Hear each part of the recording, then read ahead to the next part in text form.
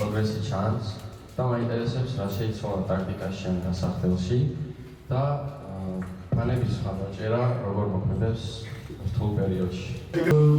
ხარდაჭერა ალბათ ძალიან არ ვიცი ყველაზე მნიშვნელოვანია. ალბათ შენ გახსოვს ხო?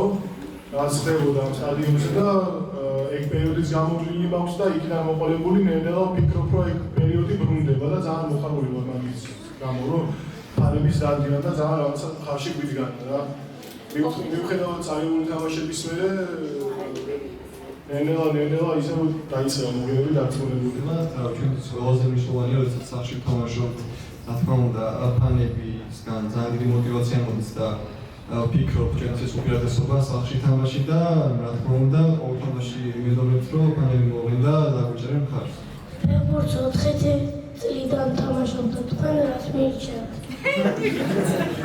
პირველ რიგში იმას გეტყვი, რომ ძალიან მაგარია რომ თამაშობ და მე იმას გეტყვი, რომ სიამოვნება მიიღო თამაში და პირველ რიგში რომ მიაღწიო შექმნისთვის. ეს ხო ძალიან იმას.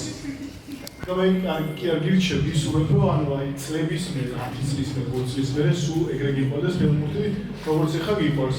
და თუ ეგრე გიყვარება, აუცილებლად ითამაშე ფეხბურთს, აი აუცილებლად.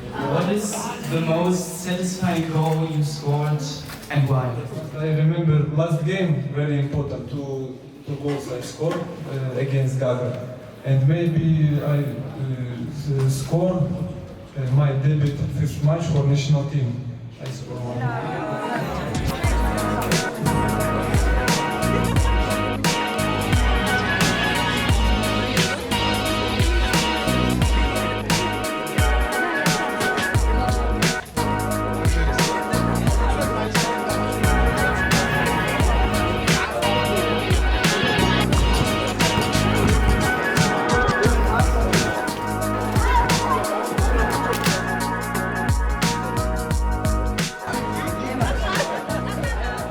რომ ასეთი შეხვედრები ძალიან მნიშვნელოვანია ხალხისთვის და მინდა რომ თქვა, რომ დღევანდელი შეხვედრა ძალიან კარგი იყო და აუცილებლად დავესწრებით მატჩს 16-ში და ვიქომაგებთ დინამო ბაქოს.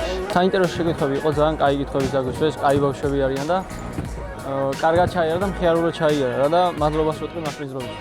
It was interesting talking to the players of Dinamo Batumi and asking them personal questions. It's really nice with the school that the players could come to our school and yeah, I like Batumi.